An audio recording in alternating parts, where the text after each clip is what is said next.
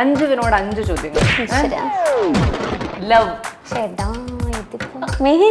ചോദ്യങ്ങളായിട്ട് breakup, दिल पे पत्थर रखे मुझे ब्रेकअप कर लिया. इसे आज मैंने ब्रेकअप कर लिया. ഇത്രേ ഉള്ളൂ. ഇങ്ങനെയൊക്കെയുള്ള അനുഭവങ്ങൾ ഇത്ര ഈ പ്രായത്തിനിടയ്ക്ക് ഉണ്ടായോ അഞ്ജു? നല്ല പ്രായമുണ്ടടി. എന്റെ പ്രായം കൂടെ വ്യക്തമാക്കട്ടെ. ചിലര് ചതിച്ചിട്ടുണ്ട് ജീവിതത്തിൽ. ഡിവോഴ്സ്ഡ് ആണെന്നുള്ളത് പുറത്തു വന്നു കഴിഞ്ഞപ്പോ ഞാൻ എന്റെ റീസൺ എവിടെയും പറഞ്ഞിട്ടില്ല, ഞാൻ പറയാനും ഉദ്ദേശിക്കുന്നില്ല. അതൊരു എത്തിക്സിന്റെ ഭാഗം, പേഴ്സണൽ ആയിട്ടുള്ള ഒരു കാര്യമാണ്. ആൻഡ് ഓൾസോ എത്തിക്സും ഉണ്ട് അതിനകത്ത്. എന്നെ പറ്റുന്ന ഡിവോഴ്സ്ഡ് ആയത് അത് പറയുന്നത് കൊണ്ട് ആർക്കും ഒരു ഗുണമുള്ള കാര്യമല്ല. ജഡ്ജ് ചെയ്യുന്ന ഒരു പരിപാടിയുണ്ട് വെറുതെ. ആ കൊച്ചിന്റെ കുഴപ്പം കൊണ്ടാ ഇതുണ്ടായത് അല്ലേ? മനസ്സിലാവണ്ടോ? നമ്മൾ തന്നെയാണല്ലോ ജീവിതത്തിൽ ആദ്യത്തെ ആളെയും കണ്ടുപിടിച്ചത്. അന്ന് നമ്മളത് റൈറ്റ് ആണ് എന്ന് ചിന്തിച്ചിരുന്നു. ആ സമയത്ത് അത് റൈറ്റ് ആയിരുന്നു. അത് തെറ്റ് ഡിസിഷൻ ആണെന്ന് ഞാൻ പറയത്തില്ല. ഞങ്ങൾ ഇപ്പോഴും സംസാരിക്കാറുണ്ട്, എന്തെങ്കിലും ഒരു ആവശ്യം വന്നാൽ വിളിക്കാറുണ്ട്. പിന്നെ നാളെ ഒരു നല്ല പാർട്ട്ണറെ കിട്ടുവാണെങ്കിൽ ഓഫ് കോഴ്സ് ഞാനും മാരീഡ് ആകും. അവരോട് ആ മറുപടി പറയാറില്ല, പക്ഷെ ഞാൻ ഇവിടെ ഈ മറുപടി പറഞ്ഞത് മറ്റവരോട് ഞാൻ നെറ്റ്ഫ്ലിക്സ് കണ്ട് ചെയ്യും അതൊന്നും പറയത്തില്ല. Thank U.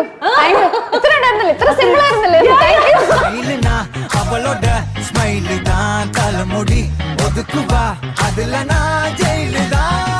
വിദേശ പഠനമാണോ നിങ്ങളുടെ സ്വപ്നം? സാധ്യമാക്കാം RAG ഇമിഗ്രേഷൻ ആൻഡ് എഡ്യൂക്കേഷൻ. കേരളത്തിൽ എല്ലായിടത്തും ബ്രാഞ്ചുകൾ.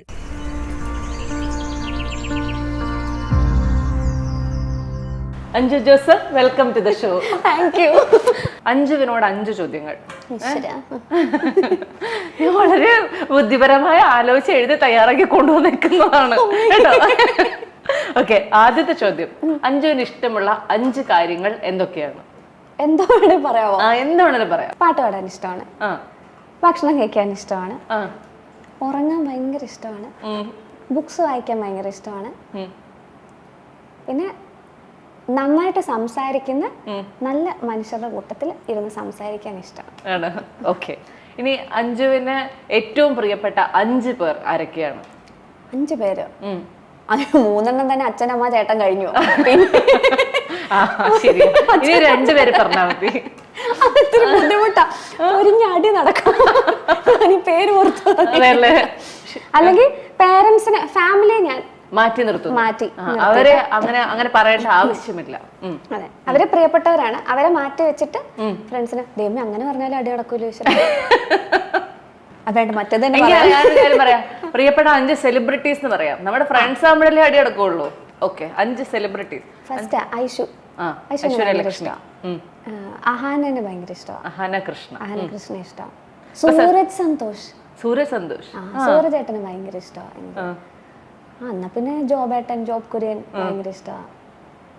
4 മതിയോ തൽക്കാലത്തേക്ക്? പിന്നെ അച്ഛനമ്മ ചേട്ടനുള്ള ആ ഒരു നമ്മള് സിംഗിൾ എൻറ്റിറ്റി ആയിട്ട് കണക്കാക്കാം. ഓക്കെ, അപ്പൊ 5 പേരായി. ഓക്കെ, അടുത്ത ചോദ്യം എന്താന്ന് വെച്ച് കഴിഞ്ഞാൽ, ആളുകൾക്ക് ഇഷ്ടമുള്ള അഞ്ജുവിന്റെ 5 പാട്ടുകൾ. കണ്ണാൻ തുമ്പി പോരാമോ, മേലെ മേലെ വാനം, കൈതപ്പൂവൻ കന്നിക്കൂറുമ്പിൽ, നാടോടി പൂന്തിങ്കൾ, ഒരു രാജമല്ലി. ഓക്കെ, ആര് ചോദിച്ചാലും അഞ്ജുവിന് പെട്ടെന്ന് ദേഷ്യം വരുന്ന 5 കാര്യങ്ങൾ.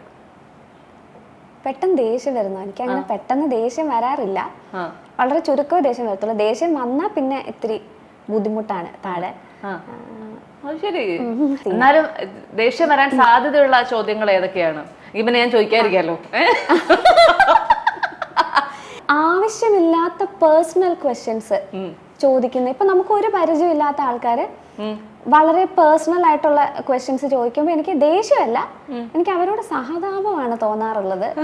കാരണം ഇപ്പം ഞാൻ ഒരാളെ കാണുമ്പോൾ നമ്മൾ ആദ്യമായിട്ട് ചോദിക്കുന്നത് എന്താ, കല്യാണം കഴിച്ചതാണോ എന്നൊക്കെ.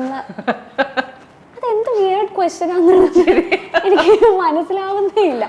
ചിലപ്പോ എനിക്ക് മനസ്സിലാവാത്തതായിരിക്കാം. അതെനിക്ക് ഭയങ്കര, പലരോടും ചോദിക്കുന്ന കാണുമ്പോ ഇപ്പൊ എന്നോട് ചോദിക്കാറില്ല. എന്നോട് കല്യാണം കഴിച്ചതാണോ എന്നേ ചോദിക്കാറുള്ളൂ.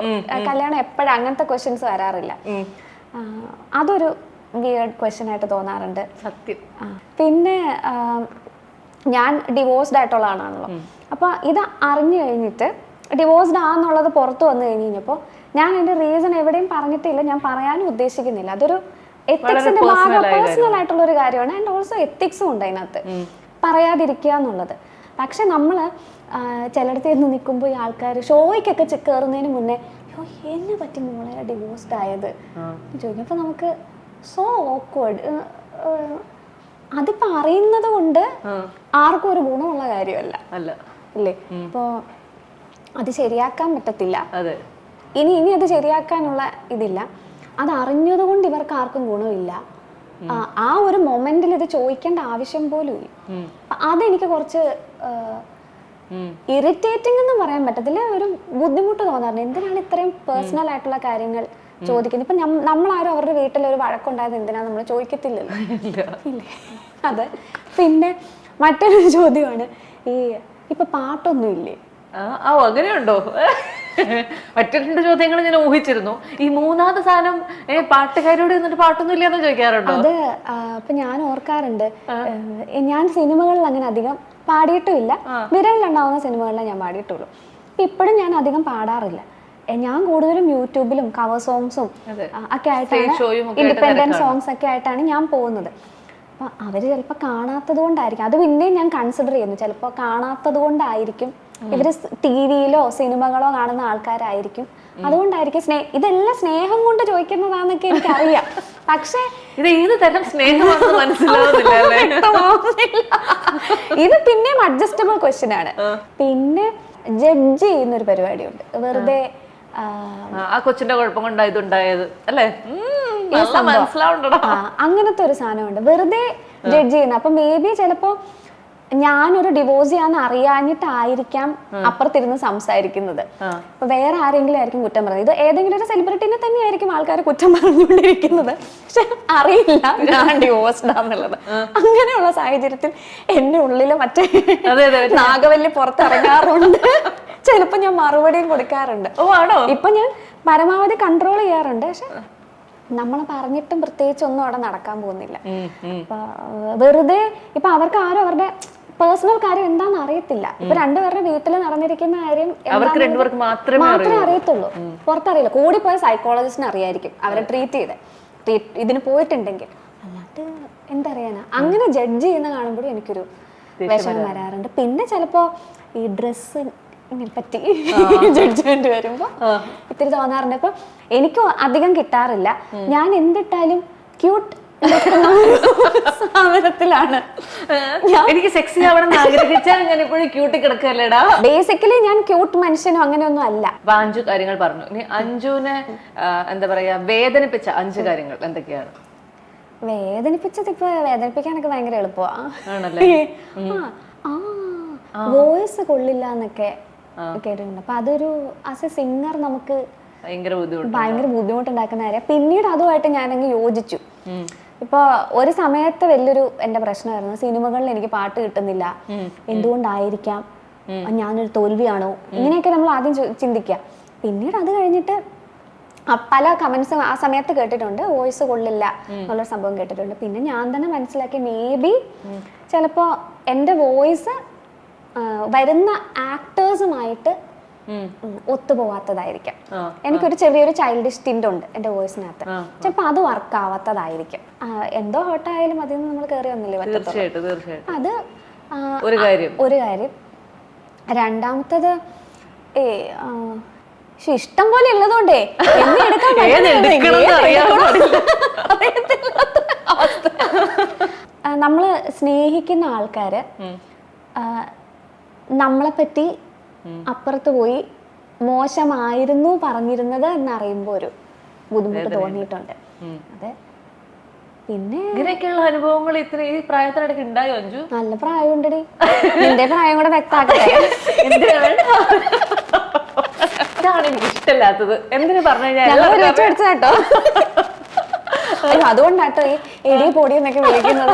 ഇനി അതിന് പൊങ്കാല ഇടരുത് പ്ലീസ്. എന്തൊക്കെ ആലോചിച്ചാലല്ലേ ഇങ്ങനെ ഇന്റർവ്യൂവിന് ഇരിക്കാൻ പറ്റുക. സത്യം എനിക്ക് മനസ്സിലാവുന്നുണ്ട്. പിന്നെ ഹേർട്ടായിരിക്കുന്നത് ഈ ചിലര് ചതിച്ചിട്ടുണ്ട് ജീവിതത്തിൽ. വളരെ ഇമ്പോർട്ടന്റ് ആയിട്ട് നമ്മൾ കണ്ടിരിക്കുന്ന ആൾക്കാരുടെ കയ്യിൽ നിന്ന് ലിറ്ററൽ ചതി ഉണ്ടായിട്ടുണ്ട്. അപ്പോൾ അത് ചീറ്റിംഗ് ഉണ്ടായിട്ടുണ്ട്. അപ്പോൾ അത് വളരെ ബുദ്ധിമുട്ടായിട്ട് തോന്നിയിട്ടുണ്ട്. പിന്നെ എന്നെ യൂസ് ചെയ്യുന്നത് എനിക്ക് ഹേർട്ടായിട്ട് തോന്നാറുണ്ട്. പക്ഷെ ചിലര് നമ്മളെ ഫങ്ഷൻസിനൊക്കെ വിളിക്കുന്നത് ഇങ്ങനത്തെ ഒരു കാര്യത്തിനാണ് നമ്മൾ അറിയുമ്പോ നമുക്കൊരു ഇച്ചിരി വിഷമം തോന്നാറുണ്ട്. അയ്യോ, നമ്മൾ അവരൊരു ഓണസ്റ്റ് ഫ്രണ്ട് ആയിട്ടാണ് കണ്ടത്, പക്ഷെ അവര് നമ്മളെ ഇങ്ങനെയാണല്ലോ കാണുന്നത് എന്നുള്ളൊരു മോശം കാര്യമല്ല അത്. എനിക്ക് ഹേർട്ട് ആവാറുണ്ട്. സമയത്ത് ഭക്ഷണം കിട്ടിയില്ലെങ്കിൽ ഭയങ്കര വിഷമം വരാറുണ്ട്. Oh my god, really? സ്വന്തമായിട്ട് ഉണ്ടാക്കുകയാണെങ്കിൽ ഈ വേദന അങ്ങ് മാറുമെന്ന് എനിക്ക് തോന്നുന്നു. ഞാൻ എന്റെ വീട്ടിലിരിക്കുമ്പോ ഞാൻ സമയത്ത് കഴിക്കുന്ന ആളാ. ഇപ്പൊ ഞാൻ കറക്റ്റ് 12:45 ചോറുണ്ടിട്ട ഞാൻ ഇന്റർവ്യൂല് വന്നത്. മേ ബി കേൾക്കുന്നവർക്ക് ചിരി വരാം, പക്ഷെ മിക്ക ആർട്ടിസ്റ്റുകളോടും ചോദിച്ചാൽ അതേ സമയത്ത് ഭക്ഷണം കിട്ടും. ഈ ക്യൂട്ട്നെസിന്റെ കാര്യം പറഞ്ഞപ്പോഴും മറ്റൊരു കാര്യം ആലോചിച്ചിരുന്നു. സത്യമായിട്ടും അല്ല, അത് കുറെ മാറി തുടങ്ങിയെന്ന് അഞ്ജു കമന്റുകളിലൂടെ മനസ്സിലാക്കിയിട്ടുണ്ടാകുമെന്ന് ഞാൻ വിചാരിക്കുന്നു. അല്ല ഇവ കുറച്ച് എന്തെങ്കിലും കുറച്ച് നല്ല അല്ലെങ്കിൽ മോഡേൺ ഡ്രസ്സുകൾ അല്ലെങ്കിൽ കുറച്ച് ബോൾഡ് ഡ്രസ്സുകൾ ഇട്ട് കഴിഞ്ഞാൽ ഇതിന്റെ അടിയിലേക്ക് വരുന്ന കമന്റുകൾ അഞ്ജു ശ്രദ്ധിക്കാറുണ്ടോ? ഞാൻ വായിക്കാറില്ല. അതെ, എന്തെങ്കിലും നെഗറ്റീവ് കമന്റുകൾ അഞ്ജു കാണാറുണ്ടോ? ഞാൻ പറയില്ല, എനിക്ക് വയ്യ. ആൾക്കാരൊക്കെ കൂടെ പൊങ്കാലിടും നെഗറ്റീവ് കമന്റ്. ഞാൻ അങ്ങനെ കമന്റ്സ് ആയിട്ടൊന്നും ഞാൻ കണ്ടത്തില്ല. DM-ൽ ചില ചേട്ടന്മാര് വന്നിട്ട് hi baby will you love me ആ സാധനമൊക്കെ ചോദിക്കാറുണ്ട്. ഞാൻ നോട്ടീസ് ചെയ്തൊരു കമന്റ് പറയാം. അഞ്ജു ഏതോ ഒരു സ്റ്റേജ് ഷോയുടെ കുറച്ച് ഫോട്ടോസ് ഒക്കെ ഇട്ട് കഴിഞ്ഞപ്പോഴത്തേക്കും ഈ കൊച്ച് എത്ര മാന്യമായിട്ട് തുണി ധരിച്ച് നടന്നിരുന്ന കൊച്ചാണ്, ഇപ്പൊ ഇട്ടോണ്ട് നടക്കുന്ന ഡ്രസ്സുകൾ കണ്ടില്ലേ വേറെ ലെവലായെന്ന്. ഇങ്ങനെയുള്ള കമന്റുകൾ അത് കാണാറുണ്ടോ അതോ കാണണ്ട എന്ന് മനഃപൂർവ്വം തീരുമാനിച്ചതാണോ? സത്യം പറഞ്ഞാൽ ഞാൻ കാണാത്തതാണ്. മനസ്സിലായി. എനിക്ക് വല്ലതും ഇൻസ്റ്റാഗ്രാമിൽ ഞാൻ പൊതുവേ ചെയ്യുന്ന എല്ലാവരുടെയും വിചാരം ഞാൻ ഈ കമന്റ് പോയി നോക്കും. ഇല്ലില്ല, അതൊന്നും ഇല്ല. മെസ്സേജസ് വായിക്കും, റിക്വസ്റ്റുകളിലും കുറെയൊക്കെ നോക്കും, കാരണം അവിടെയാണ് എൻക്വയറീസ് ഒക്കെ വരിക, അത് നോക്കും. കമന്റ്സ് ചിലതൊക്കെ കാണും കേട്ടോ, ആദ്യത്തെ 2-3 എണ്ണമൊക്കെ കണ്ടുപോയിട്ടുണ്ടാവും. പിന്നെ ഇതിനെപ്പറ്റി ചിന്തിക്കുകയല്ല, മറന്നുപോകും, സമയവും ഇല്ല. അത് മെയിനായിട്ട് മറന്നുപോകും. പിന്നെ ഈ തോണ്ടാനാണല്ലോ നമുക്ക് ബേസിക്കലി താല്പര്യം. അപ്പൊ ഞാൻ എന്റെ കൂട്ടുകാരൊക്കെ പറഞ്ഞ് ചിരിക്കാൻ, ഞാൻ ഒറ്റ ആരുടെയും പോസ്റ്റ് ലൈക്ക് ചെയ്യത്തില്ല, കാരണം അത് ഞെക്കാൻ ഓർക്കണ്ടേ, അതിനുള്ള ഇതില്ല. നീ തോണ്ടല് മാത്രം, നിങ്ങൾ തോണ്ടി തോണ്ടി തോണ്ടി പോകും. എല്ലാം കാണുന്നൊക്കെ ഉണ്ട്, പക്ഷെ ഒന്നും തൊടത്തില്ല എവിടെ. അതുകൊണ്ട് അങ്ങനെ കാണാറില്ല. അങ്ങനെ ഇങ്ങനൊരു കമന്റ് വന്നാലും ഇത്തരം കമന്റുകളൊന്നും ബാധിക്കാറില്ലാത്ത ആളായതുകൊണ്ട് അതൊന്നൊരു വിഷയമുള്ള കാര്യമേ അല്ല. ഇതിനെക്കാട്ടി വലിയ കാര്യമൊക്കെ കഴിഞ്ഞു, അതുകൊണ്ട് ഇപ്പൊ ഒരു കുലുക്കമില്ല. അത് ശരിയാ.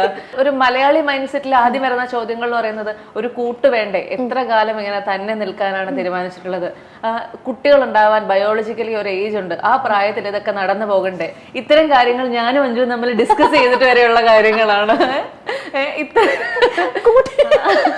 അതിനൊക്കെ അന്ന് അഞ്ജു ഭയങ്കരമായിട്ട് മറുപടികൾ നിന്ന് എന്നെ ഇംപ്രസ് ചെയ്ത ആളാണ്.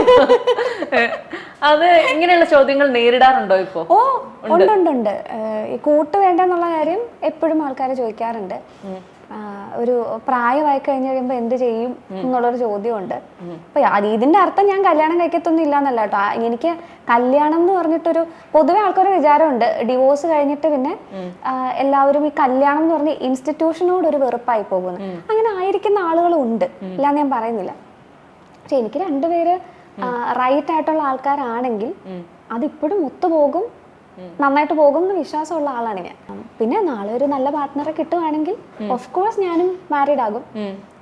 അങ്ങനെ തന്നെ അവരോട് ആ മറുപടി പറയാറില്ല, പക്ഷെ ഞാൻ ഇവിടെ ഈ മറുപടി പറഞ്ഞത് മറ്റവരോട് ഞാൻ നെറ്റ്ഫ്ലിക്സ് കണ്ട് ചിൽ ചെയ്യും, ഇതാണ് യൂഷ്വലി കൊടുക്കുന്ന മറുപടി.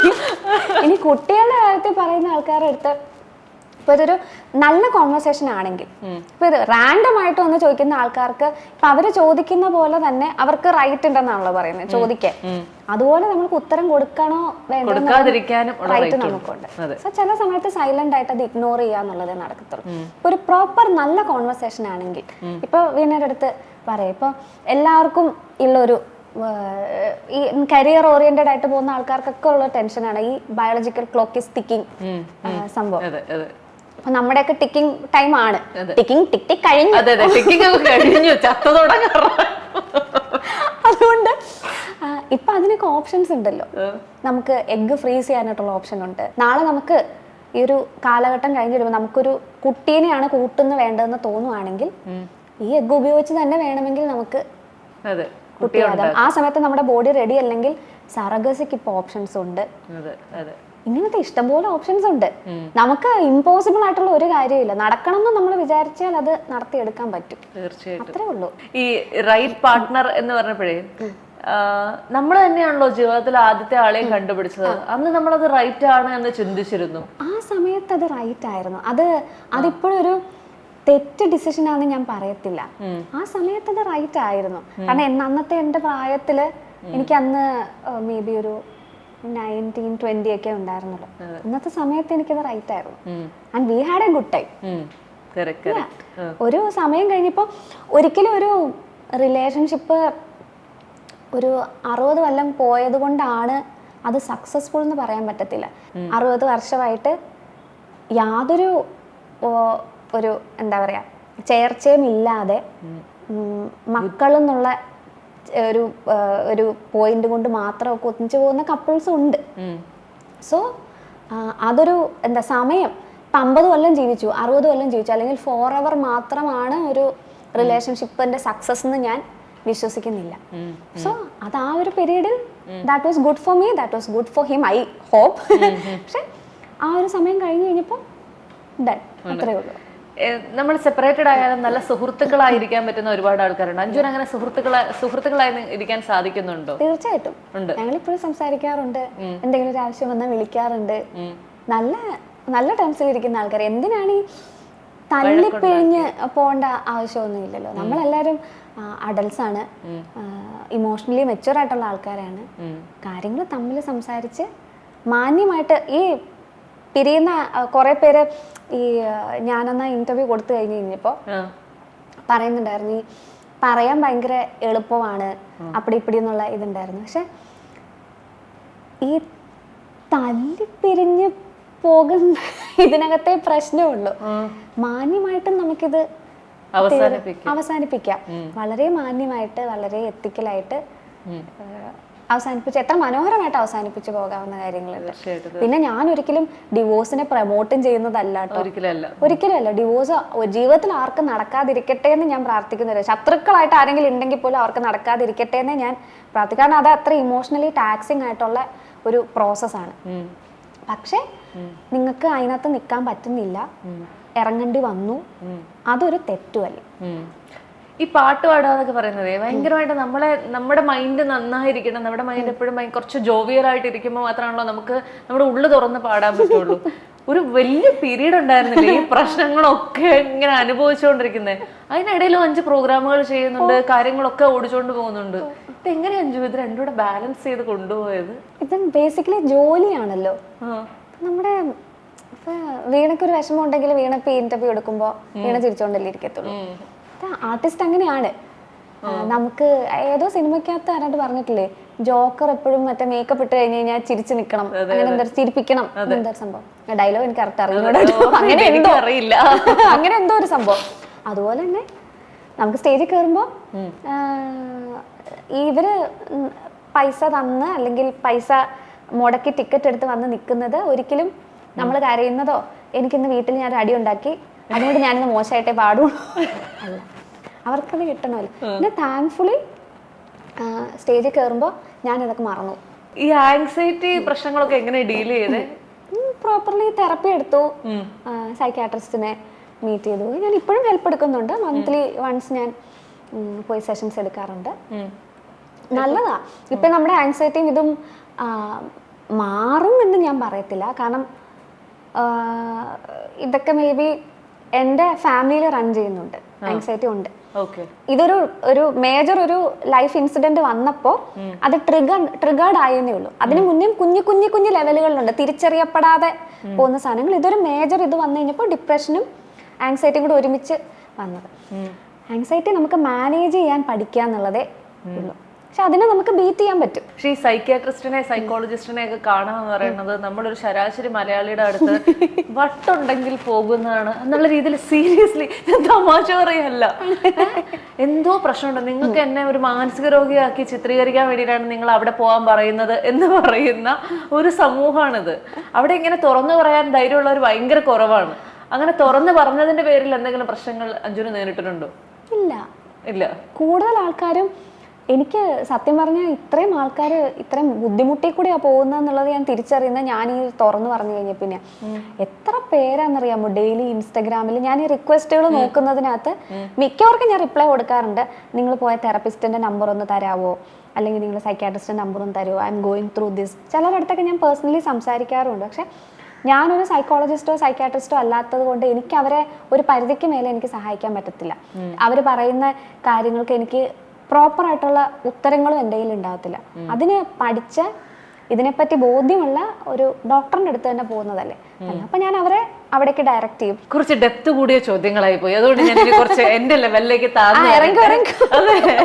നമുക്കൊരു സോങ് റൗണ്ട് നടത്താം. അതായത് ഞാൻ കുറച്ച് സിറ്റുവേഷൻ പറയാം, ആ സിറ്റുവേഷനിൽ നിനക്ക് പാടാൻ തോന്നുന്ന ഒരു പാട്ട് ഏതാണ് എന്നൊന്ന് കേൾക്കാനുള്ള ആഗ്രഹം. ഫ്രണ്ട്ഷിപ്പ് എന്ന് പറയുമ്പോൾ മനസ്സിലേക്ക് ആദ്യം ഓടി വരുന്ന ആ പാട്ട് 2 വരി. മനസ്സിനു മറയില്ല, സ്നേഹത്തിനെതിരില്ല, ഇനി നമ്മൾ പിരിയില്ല, we are friends. Thank you, very good. Love. ഷെടാ ഇതിപ്പോ മെയിൻ ചോദ്യങ്ങളായിട്ട് വരും. അഞ്ജുനോട് എനിക്ക് തോന്നുന്നത് അഞ്ജു വളർന്ന് സീരിയസ് ക്വസ്റ്റ്യൻസ് മാത്രമേ ആൻസർ ചെയ്യുള്ളൂ എന്നുള്ള അവസ്ഥയായിട്ടുണ്ട്. അങ്ങനെയൊന്നുമില്ല. എനിക്ക് ലവുമായിട്ട് കണക്ട് ചെയ്യുന്ന പാട്ട് മൗനങ്ങൾ മിണ്ടുമൊരേ നേരത്ത്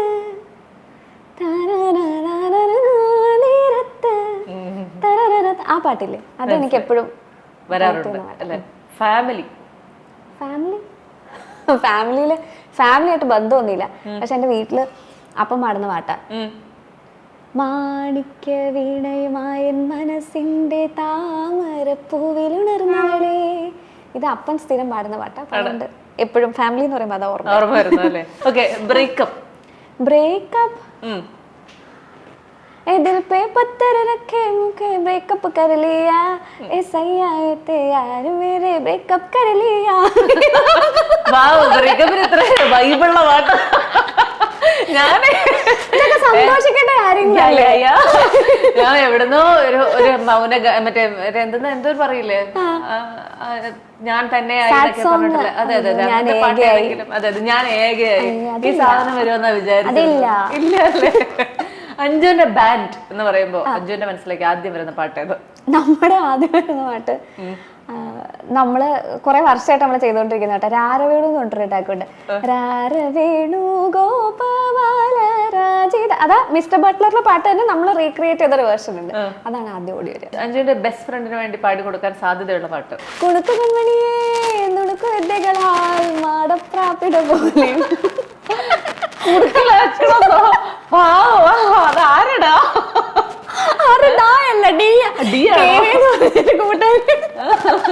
ഞങ്ങള് രണ്ടുപേരും കാറിൽ പോകുമ്പോ കേൾക്കുന്ന പാട്ടാണ്, അതുകൊണ്ടാണ് ഇത് പാടിയത്. അഞ്ചൊരു സങ്കടം വരുമ്പോൾ പാടുന്ന പാട്ട്? സങ്കടം വരും പാടത്തൊന്നുമില്ല, ഇരുന്ന് കരയത്തേ ഉള്ളു. എന്നാലും വെറുതെ ഇങ്ങനെ നമ്മൾ ആലോചിക്കില്ലേ, ഓ ഈ പാട്ടൊക്കെ ആ സമയത്ത് നമ്മൾ വെറുതെ ചില പാട്ടുകൾ കേട്ടാൽ സങ്കടം വരും എന്ന് പറയില്ലേ? അതുണ്ട്. അതേതാ? ആ ജബ്ബി വീട്ടിലൊരു പാട്ടുണ്ട്, ആഊകി ജബ് തും സാജന അംഗനാ ഫൂൽ കിലേഗെ, അങ്ങനെ പാട്ടുണ്ട്. അത് സങ്കടം വേണ്ട. ഏറ്റവും ഹാപ്പി ആയിട്ടിരിക്കുമ്പോ മോള് പാടാറുള്ള ആ പാട്ട്? ഹാപ്പി ആയിട്ടിരിക്കുമ്പോൾ ഞാൻ പാടാറില്ല. അത് ശരിയല്ലേ. നമ്മൾ വിചാരിക്കുന്നത് എന്താ പറയുക, നമ്മള് സാധാരണക്കാരുടെ പ്രശ്നം ഈ സിംഗേഴ്സ് പറഞ്ഞു കഴിഞ്ഞാൽ ഏത് മൂഡിൽ പാട്ട് പാടിക്കൊണ്ടിരിക്കും. സന്തോഷിക്കുമ്പോ നമ്മൾ എല്ലാരും കൂടെ ഇത്രേ ഉള്ളൂ. ഇനി അഞ്ജു ജോസഫിന്റെ ബാൻഡ് ഇങ്ങനെ വളർന്ന് വലുതായി എങ്ങനെയാകണമെന്നാണ് ആഗ്രഹമുള്ളത്? അതൊന്നും പറയത്തില്ല. കൊറേ ആലോചിച്ചിട്ട് പറയത്തില്ല. ഇല്ല, നടത്തി കാണിക്കുന്നതല്ലേ നല്ലത്. തീർച്ചയായിട്ടും നടത്തി കാണിക്കാം. ഞങ്ങൾക്ക് നടത്തിയില്ലെങ്കിൽ പിന്നെ പറയേണ്ട ആവശ്യമില്ലല്ലോ. അല്ല, എന്റെ അടുത്ത ചോദ്യം ഞങ്ങൾക്ക് എപ്പോ കാണാൻ സാധിക്കും? അടുത്ത ഒരു 2 വർഷത്തിനുള്ളിൽ 3 വർഷത്തിനുള്ളിൽ? അല്ല, 1 വർഷത്തേക്കുള്ള ടാർഗറ്റ് ഉണ്ട്, 5 വർഷത്തേക്കുള്ള ടാർഗറ്റ് ഉണ്ട്. 5 വർഷം കഴിഞ്ഞിട്ട് ഞാൻ പിന്നെ ഇട്ടിട്ടില്ല. അല്ല, ഭയങ്കര ഒരു പ്ലാനറാണോ? ആ, ഞാൻ പ്ലാനറാ. എന്റെ വീട്ടിൽ വന്ന് നോക്കിയാൽ കാണാൻ ചിരിച്ചാവും. എനിക്ക് ചെക്ക് ലിസ്റ്റ് ഒക്കെ ഉണ്ട് ദിവസം. പിന്നെ ഒരു ഏജ് കഴിഞ്ഞ് കഴിഞ്ഞപ്പോ മുക്കാ കാര്യം മറന്നു പോകും. എടാ നീ ഇങ്ങനൊന്നും പറയില്ലടാ, എനിക്ക് വിഷമം വരും. എന്റെ അതേ പ്രായം തന്നെയാട്ടോ വീണ. ഞാൻ എടുത്തെടുത്ത് പറയുകയാണ് സുഹൃത്തുക്കളെ. ഇടയ്ക്കിടയ്ക്ക് ഇവള് പ്രായമായെന്ന് പറയുന്നത്, ഞാൻ എപ്പോഴും കുഞ്ഞു കുട്ടിയാണെന്ന് പറയുന്നത്. പ്രായം എന്ന് പറയുന്നത് ഒരു 30 ക്രോസ് ചെയ്തു അതിനെ പറയുന്നത്. അപ്പൊ എനിക്കൊക്കെ മറന്നൊക്കെ പോകുന്നുണ്ട് ഞാൻ മിക്ക കാര്യവും. ഒരു 10,000 പണ്ടൊക്കെ ഒരു 10,000 കാര്യം അങ്ങ് ഓർത്ത് വെച്ച് ചെയ്യാറുണ്ട്. ഇപ്പൊ കൃത്യമായിട്ട് ഒരു ബോർഡൊക്കെ ഉണ്ട്, അതിൽ എഴുതിയിടും. ഇനി എന്താണ് ഏറ്റവും വലിയ മുന്നിലുള്ള ഒരു ആഗ്രഹം? കരിയർ വൈസ് മുന്നോട്ട് പോകുക എന്നുള്ളതൊരു മേജർ ആഗ്രഹം തന്നെയാണ്. അതിന്റെ കൂട്ടത്തില് എല്ലാവർക്കും ഉള്ള പോലെ തന്നെ സമാധാനമായിട്ടിരിക്കുക, സന്തോഷമായിട്ടിരിക്കുക, ഇത്രേ ഉള്ളൂ. വേറെ കൂടുതലൊന്നും ഇല്ല. പറ്റുവാണെങ്കിൽ നല്ലൊരു പാർട്ട്ണർ കിട്ടുവാണെങ്കിൽ അതൊക്കെ ആയിട്ട് ഒത്തുപോവാ, ഇല്ലെങ്കിൽ ചില്ല് ചെയ്ത് നെറ്റ്ഫ്ലിക്സ് ആൻഡ് ചില്ലി. എന്താണോ അഞ്ജു ആഗ്രഹിക്കുന്നത് അങ്ങനെ തന്നെ സംഭവിക്കട്ടെ. All the very best Anju, and thank you so much for your time. Thank you. ഇത്ര ഉണ്ടായിരുന്നല്ലോ, ഇത്ര സിമ്പിൾ ആയിരുന്നല്ലേ. ഇത്രയേ ഉള്ളൂ ഞങ്ങള് പാവങ്ങൾ. അതിന്റെ കൂടെ പറയാതിരിക്കാൻ വയ്യ. വീണ ഈ അന്ന് ഇച്ചിരി സംശയം ഉണ്ടായിരുന്നു എനിക്ക് പറയും. അത് കഴിഞ്ഞിട്ട് വീണ ഇത് സ്റ്റാർട്ട് ചെയ്ത് and it's running so good. നന്നായിട്ട് ഓടിക്കൊണ്ടിരിക്കുന്നത്. ചില വ്യൂവർഷിപ്പ് ഒക്കെ കണ്ടിട്ടുണ്ടോ ഞാൻ? പകുതി എന്റെ ഐഡിയ. സത്യം ഐഡിയ അല്ലല്ല, സത്യമാണ്. ആദ്യത്തെ ഗസ്റ്റിനെ അടക്കം ഞാൻ ഇവളോട് പറഞ്ഞായിരുന്നു.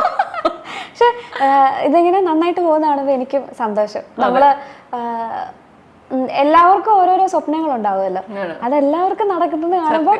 പണ്ടൊക്കെ എല്ലാരും പറയും ഒരു സ്ത്രീക്ക് മറ്റൊരു സ്ത്രീനെ വിജയിക്കുന്നത് കാണാൻ താല്പര്യമില്ല. ഇപ്പൊ ശ്രദ്ധിച്ചിട്ടുണ്ടോ? അങ്ങനെയൊന്നും അല്ല. എവരിവൺ വാണ്ട്സ്, നമുക്ക് എല്ലാവർക്കും നമ്മുടെ ആയിട്ടുള്ള സ്പേസ് ഉണ്ട്. അപ്പുറത്ത് നിൽക്കുന്ന ആളും കൂടെ സക്സസ്ഫുൾ ആയി കാണണമെന്ന് ഭയങ്കര ആഗ്രഹമുള്ളതാണ്. ഒരു കാര്യം ചോദിക്കാൻ മറന്നുപോയി, മൊത്തത്തിലൊരു ബ്യൂട്ടി വ്ളോഗിംഗിലേക്ക് തിരിഞ്ഞു.